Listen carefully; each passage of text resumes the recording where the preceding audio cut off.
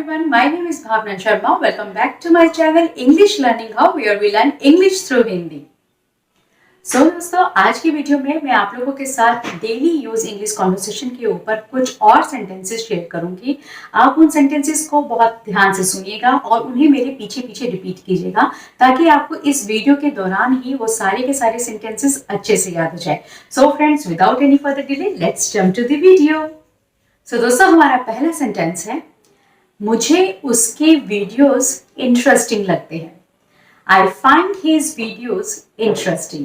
I find his videos interesting.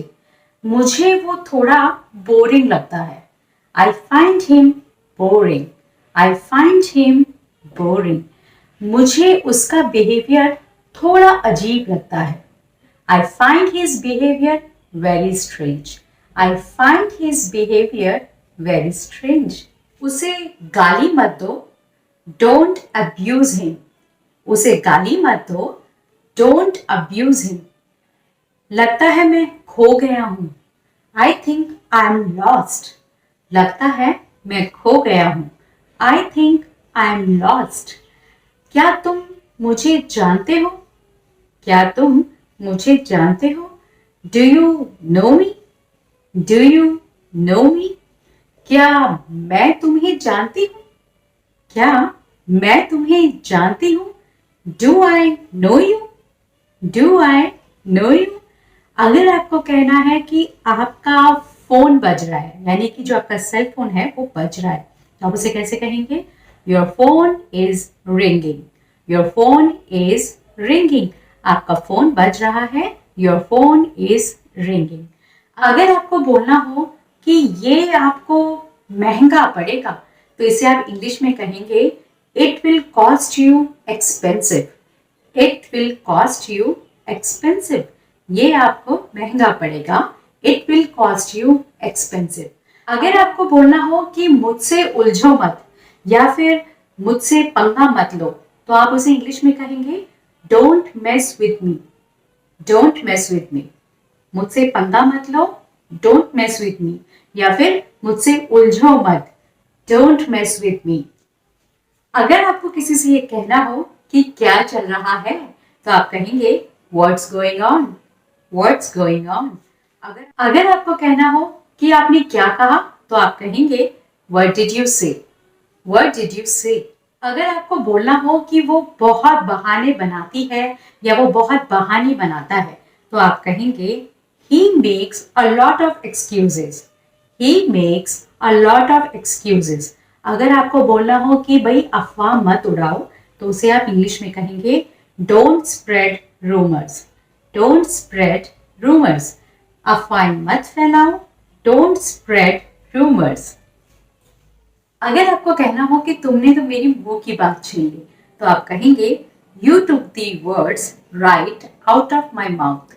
You took the words right out of my mouth. अगर आपको बोलना हो कि मुझे वेट रिड्यूस करने की जरूरत है, यानी कि वेट कम करने की जरूरत है, वजन कम करने की जरूरत है, तो उसे आप इंग्लिश में कहेंगे I need to lose weight. I need to lose weight. मुझे वजन कम करने की जरूरत है, I need to lose weight. दोस्तों, कई बार ऐसा होता है कि हम जब मार्केट में जाते हैं किसी चीज को खरीदने के लिए, तो वहां जाकर हम जो अच्छी अच्छी चीजें होती हैं उसे उठा लेते हैं और जो बेकार सी चीजें होती हैं उसे छोड़ देते हैं। तो जब आप ऐसा कुछ करते हैं तो उसे हम कहते हैं चेरी पिकिंग। Cherry picking. मैं अच्छे अच्छे ऑरेंजेस चुन रहा हूं।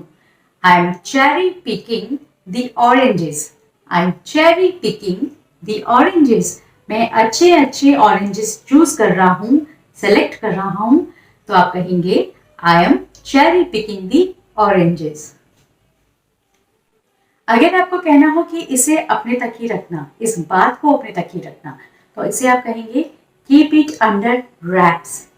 Keep it under raps. इसे अपने तक ही रखना, कीप इट अंडर रैप्स।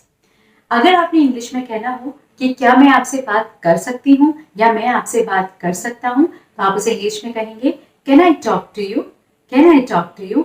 और अगर आपने ये कहना हो कि मुझे आपसे बात नहीं करनी है, तो उसे आप इंग्लिश में कहेंगे I don't want to talk to you. I don't want to talk to you. अगर आपको बोलना हो कि मैं आपसे मिलना चाहता हूँ तो उसे आप इंग्लिश में कहेंगे I want to see you या फिर I want to meet you. मैं आपसे मिलना चाहता हूँ I want to meet you. अगर आपने इंग्लिश में कहना हो कि वो मेरी फ्रेंड है तो आप कहेंगे She is my friend. She is my friend. अगर वो आपसे थोड़ी दूरी पर है तो आप शी की जगह दैट भी लगा सकते हैं. That is my friend. That is my friend. अगर आपको कहना हो कि आप अपनी उम्र से कम दिखाई देते हैं तो उसे आप इंग्लिश में कहेंगे you look younger than your age. You look younger than your age. अगर आपको बोलना हो कि क्या आप संयुक्त परिवार में रहते हैं या आपका संयुक्त परिवार है तो उसे आप इंग्लिश में कहेंगे do you have a joint family. Do you have a joint family?